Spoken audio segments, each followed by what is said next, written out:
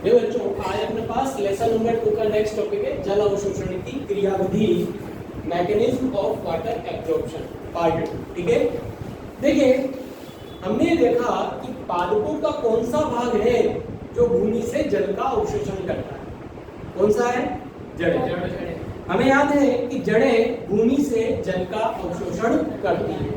अब जड़ों के अंदर भी कौन सा भाग जल को ग्रहण करता है भूमि से? मूल रोम। कौन करता है?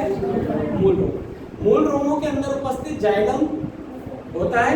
ये जाइलम जड़ों से होते हुए, तनों से होते हुए पत्तियों तक पहुंचते हैं और पत्तियों में वाहिनिकाएं होती हैं। अर्थात हम यहाँ पर कह रहे हैं कि जड़ों द्वारा जल का अवशोषण किया जा रहा है और इस जल को पत्तियों के विभिन्न भागों तक या पादपों के विभिन्न भागों तक पहुंचाया जा रहा है। देखिए इस प्रक्रिया के अंतर्गत किस प्रकार जल का अवशोषण होता है उसे अपन एक समझने के लिए एक डायग्राम बनाते हैं यहाँ पे कि माने कि हमारे पास प्लांट है और प्लांट के अंदर एक पत्ती बन रही है यहाँ पे। ठीक है, is the leaf of the plant. ठीक है, इस तरीके से। अब देखिए जो पत्तियां हैं इन पत्तियों में क्या होता है? रुधिर क्या होती है? वाहिकाएं होती है।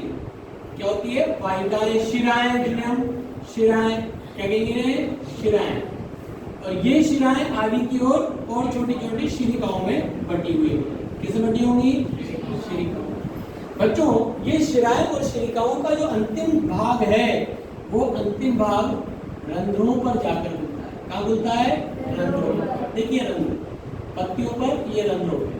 ठीक, अब देखिए बच्चों कि ये शिराएं और शिरिकाएं शिराएं आगे जाकर जाइलम से मिलती है। कहाँ मिलती है? जाइलम।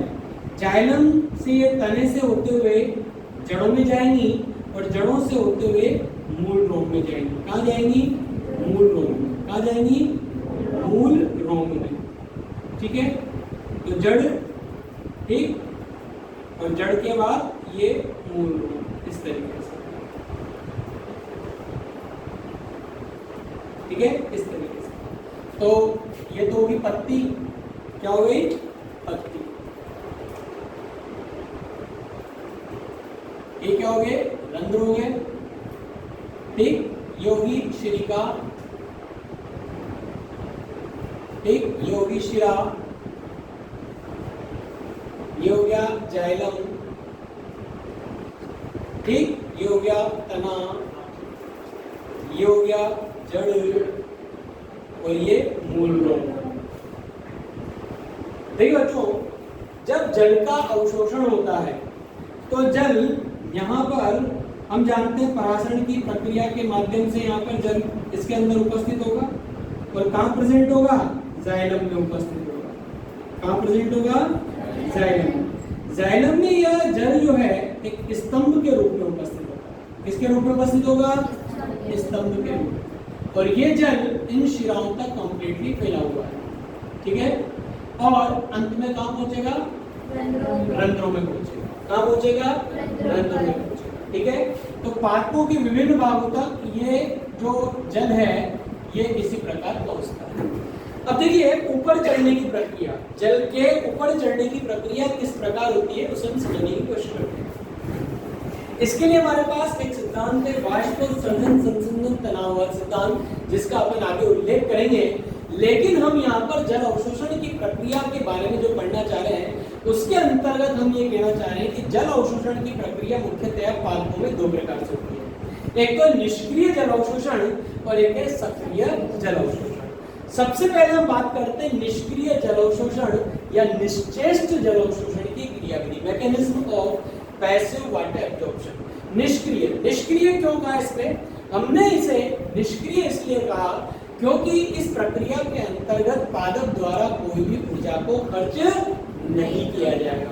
यानी बिना पादप द्वारा ऊर्जा खर्च किए जल को जड़ों से होते हुए, तनों से होते हुए पत्तियों के विभिन्न भागों तक पहुंचाने की क्रिया क्या कहलाएगी? निष्क्रिय जल अवशोषण। पादप इसके लिए कोई भी ऊर्जा खर्च नहीं करेगा। इस प्रक्रिया को हम क्या कहेंगे? निष्क्रिय जल अवशोषण की प्रक्रिया। अब देखिए इसके अंतर्गत क्या होता है बच्चों कि जो जल है ये रंध्रों में आता है। कहाँ तक आता है? रंध्रों में। हमें याद है जब आसपास पत्ती के आसपास वाला जो क्षेत्र है वहां गर्मी होती है या फिर उस स्थान पर जो है वायु चलती है, तो यहाँ रंध्र में उपस्थित जल की जो बूंद है, जल की बूंद, किसकी बूंद? जल की बूंद, ये जल की बूंद वाष्प बनकर उड़ जाती है। क्या हो जाएगी? वाष्प बनकर उड़ जाएगी। अब हम जानते हैं जल की बूंदें एक दूसरे से आकर्षण बल द्वारा बंधी होती है, जुड़ी होती है, ठीक है। इसे हम बोलते हैं संसंजन, या फिर हम कहें एक तरीके से यहाँ पर जल की बूंदों के बीच में एक प्रकार का खिंचाव या आकर्षण रहता है। क्या कहेंगे?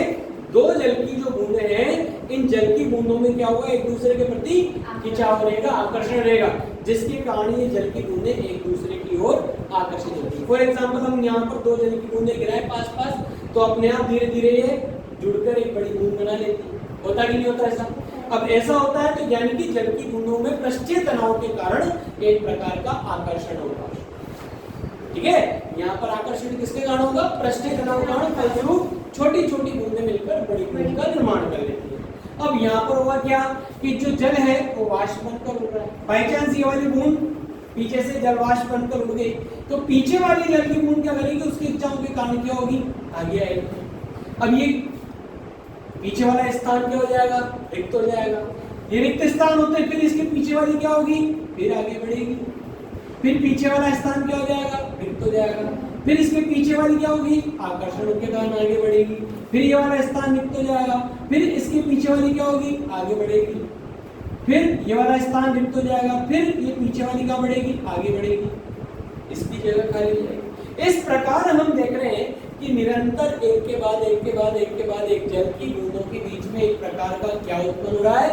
खिंचाव या आकर्षण उत्पन्न हो रहा है। और इस खिंचाव या आकर्षण के कारण धीरे धीरे एक प्रकार का यहाँ पर जल स्तंभ बनता है। क्या बनता है? जल स्तंभ। और इस जल स्तंभ के कारण जल जो है धीरे धीरे ऊपर की ओर चढ़ता है और वाष्पोत्सर्जन द्वारा बाहर निकलता रहता है। तो यहाँ मूल रूप से जल का अवशोषण हुआ, अवशोषण होते हुए जल ऊपर की ओर चढ़ा और वाष्पोत्सर्जन की प्रक्रिया द्वारा बाहर निकलता जाता है और ऊपर की ओर चढ़ता जाता है। तो यहाँ पर चूंकि इस प्रक्रिया के अंतर्गत पादप ने कोई भी ऊर्जा खर्च नहीं की है, इसलिए इसे हम निष्क्रिय जल अवशोषण की प्रक्रिया करते हैं। क्या कहेंगे यहाँ पे? मेरी बात समझ में आई? कोई दिक्कत? रहेगा।